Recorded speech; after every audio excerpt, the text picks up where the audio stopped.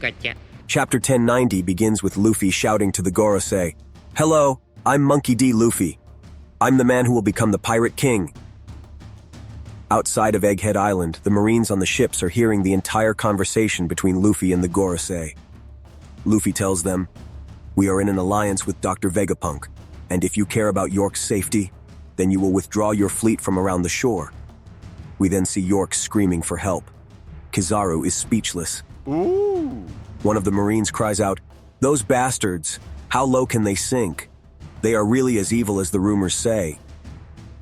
Over at the World Economic Journal headquarters, Big News Morgan is listening to the conversation with Vivi and Wapol.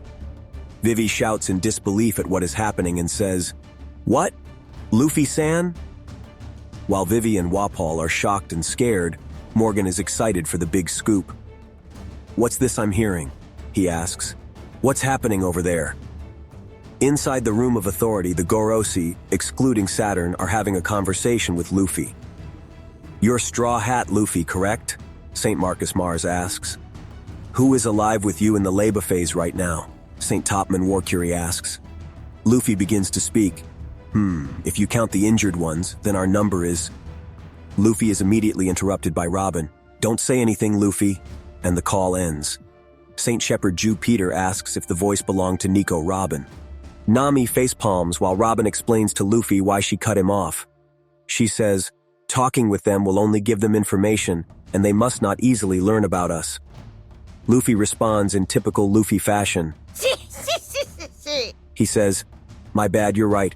But will that make them withdraw their fleet?" Usopp shouts at Luffy, "Like hell that will happen. Don't underestimate the Marines." The scene takes us to one of the battleships where Saturn is currently on.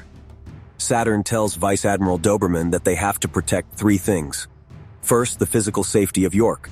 Second, the Punk records, which will constitute Vegapunk's brain. And finally, the power plant needed to produce the Mother Flame. Doberman replied, "But sir, Rob Lucci and his squad are still there, alongside with the other Cypher Paul agents." Saturn tells him that he is just considering the worst possible scenario, and that it's important we prioritize the most important factors to us. "Understood, sir," Doberman replied. Saturn continues to tell Doberman that humans are no different from insects, that even if their numbers reduce, they will just multiply again. Doberman is unable to say anything, and just acknowledges Saturn's remarks.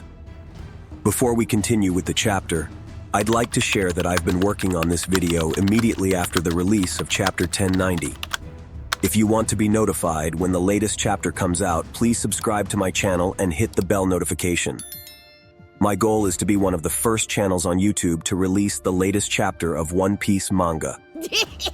This also helps support my channel with the YouTube algorithm. Thank you.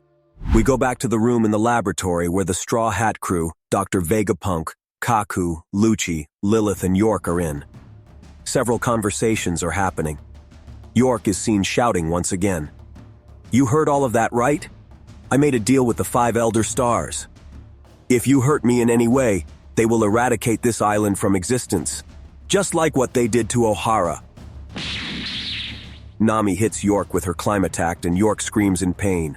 "Wah, that hurts. You'll pay for that." "The 5 Elder Stars will bear about this," Nami shouts back. "Go ahead and complain more, we don't care."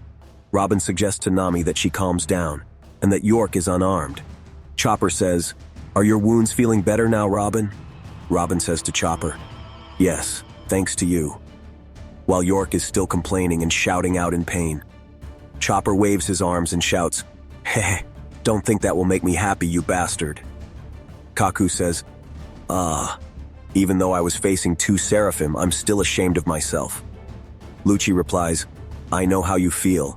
Forget about it and get some rest." Lilith is crying over the death of Shaka Pythagoras and Edison and Usopp, then points out to her that Edison is still alive. He tells Lilith to stop crying and that he is trying to connect to comms down below. At the back of the room, Lucci starts whispering. He says, "For the state of Vegapunk's satellites, 4 are heavily injured, and 2 are dead. As for the Straw Hat crew..." Kaku sees Lucci whispering and confronts him about this. Lucci says it's nothing and that he is just talking to himself. Usopp begins to shout, "Hey! Yo, everyone down below! Is everything all right over there?" In the laboratory underground basement, we see members from all different Cypher Paul agencies.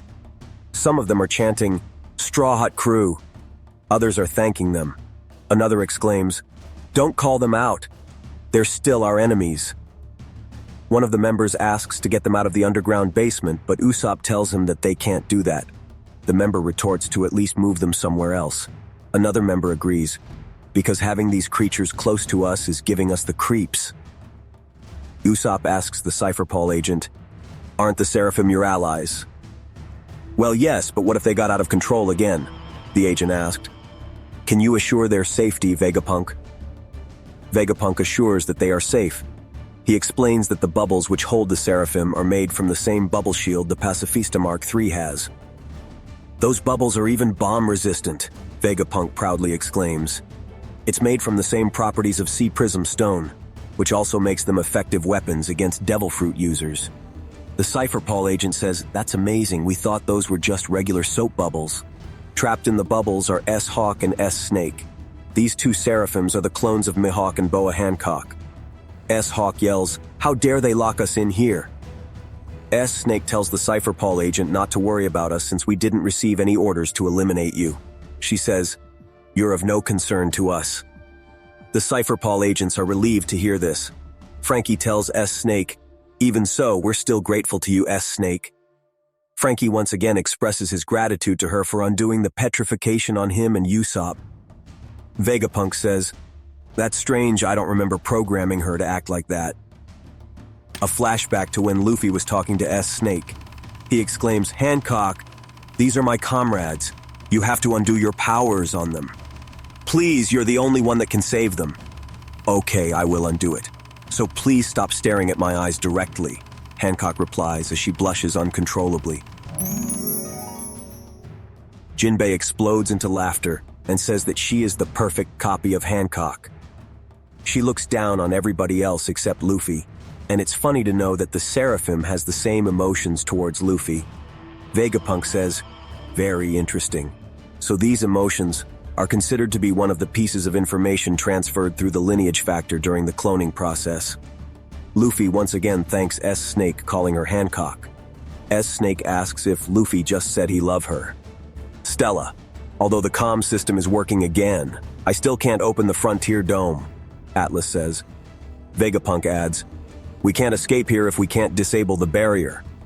York informs everyone that their efforts to escape are useless. She has locked everything down with a password. She further adds another bad news that she did not share that info with Vegapunk's brains, and that she doesn't plan on telling it either. Lilith angrily shouts, "You are starting to get on my nerves."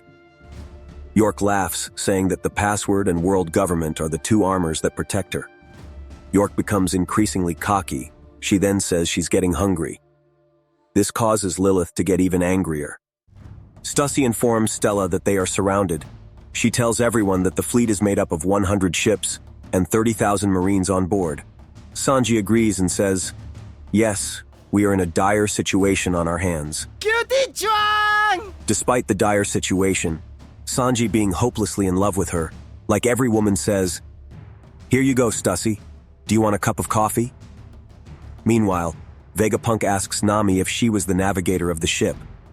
Nami then looks at her log pose and says that it isn't pointing in a new direction yet, but she thinks they can still follow the other directions it recorded in Wano. She begins to talk about how one is pointing northeast of Egghead, and Vegapunk tells her that's where Elbaf is. Luffy and Usopp begin to freak out. "Elbaf!" Luffy exclaims, "We're finally going there!" Usopp shouts, "It has been a dream of theirs to go there ever since the Island of the Giants." As Luffy and Usopp begin to happily sing about Elbaf, Stussy tells Lucci to stop staring at her. Vegapunk tells Nami that they are lucky as the ship is already on the Leba phase stratum. The problem is that the island is surrounded completely by a marine blockade, which makes it impossible for them to escape from the coast. Vegapunk says, "We have to go northeast to the other side of the island. Fortunately, the Vega Force One is already stationed next to your ship." Vegapunk hopes that the Vega Force One will carry them through the blockade, but it can only fly within the airfield of Egghead. It will fall to the ground once it leaves the airfield range. Frankie cuts in and tells him confidently that the Sunny can take over and leave the airfield range completely. Frankie exclaims, "No one would be able to chase us after we fly 1 kilometer away." Vegapunk is amazed that the Sunny can fly a full kilometer and agrees to go with that plan. Frankie tells Vegapunk that the Sunny is powered by cola, and once again Vegapunk is shocked and amazed. Atlas intervenes and says, "That's a very well thought out plan, but we need to disable the Frontier Dome first before we can escape." York taunts them saying, "You'll never get the password from me." Vegapunk starts manically typing on the keyboard and responds, "In that case, we will just have to hack it." Do not underestimate the great Vegapunk. Vegapunk tells Lilith that she is in charge of Vega Force 1. Lilith, Luffy, Bonnie and Frankie begins running Vega Force 1's location. Lilith says, "Let's move the ship to the other side of the Leba phase. We need to hurry. The barrier might open any time now." Frankie says, "You're right, though disabling it will allow us to escape, but that would mean we will be vulnerable to enemy fire." Bonnie agrees. Lilith confesses that she has never left the island before. Frankie tells her that they are not going for a picnic. Luffy says that he'll miss the food, and Bonnie says she will too, but says that they should grab some pizzas. Luffy says that they have cheese on the ship, so Sanji can make some pizzas. Bonnie says, "I see, what a great man. Skilled at cooking and at the same time strong in battle." Luffy asks Bonnie, "Hey, why did you get in a good mood all of a sudden? So weird." Bonnie says, "I'll admit I feel better now that I gave up on killing Vegapunk." Luffy tells her that they finally won't have to be annoyed by Bonnie's crying like the previous night. Bonnie remarks that she wasn't crying. Outside of Egghead, one of the Marines reported that Rob Lucci has made contact. They now know what's happening inside, and that they should relay this info to everyone at once. Saturn asks if Kizaru heard that.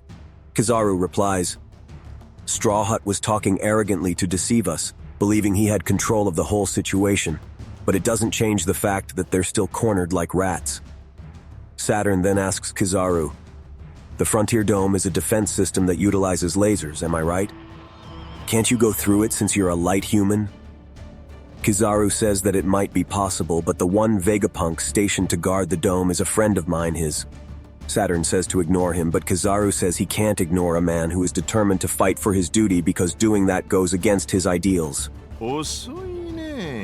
Kizaru warns Saturn, "If we start an assault now, Sentomaru will order the Mecha Sea Beast weapons and 50 pacifistas under his command to sink the fleet. This would cause enormous casualties for the Marines." Saturn is beginning to run out of options. He says that the situation is getting more and more complicated and asks Kizaru if we know the location of the power plant. Kizaru says, "Rob Lucci is quite the shrewd and cunning fellow. He already sent all the info we need." A Marine is commanding all the ships, battle stations. 3 Vice Admirals are giving commands. "Tell the Rokushiki users to be on standby. Our assault will begin soon." Another says, "Free all the CP0 agents from those pirates." The other says, "To all bombardment units, remember that bomb blasts attacks don't work on the pacifistas. Aim for the Mecha Sea Beast weapons." All the Marines affirm the instructions as they prepare for battle. The scene takes us back to Luffy, Lilith, Bonnie, and Frankie. They are quickly approaching Sunny and Vega Force 1. Luffy is bouncing around saying how he loves Sky Island grounds. Frankie concurs but shouts at him to not forget their goal. Meanwhile, Yata no Kagami. Out of nowhere, Kizaru launched an attack Yata no Kagami. Kizaru's light goes through the laboratory. Sentomaru exclaims, "Uncle," and instructs, "All pacifista units, obliterate all enemies." Kizaru says, "Prepare yourself, Sentomaru." Sentomaru blocks a hit from Kizaru and says, "My defense is the toughest in the world." The scene takes us back to where Luffy is. Luffy sees that light is coming from below. He uses his observation haki and begins to get shocked and surprised. Luffy yells, "Hey, someone very strong is coming." That concludes chapter 1090 of the One Piece manga. Who do you think that someone strong is? Is Luffy frightened or shocked and surprised? Will Luffy ever reciprocate the love that Hancock has for him? I would love to hear all your answers in the comment section down below. If you enjoyed the video, please leave a like and subscribe to the channel if you want regular One Piece content delivered straight to your YouTube feed.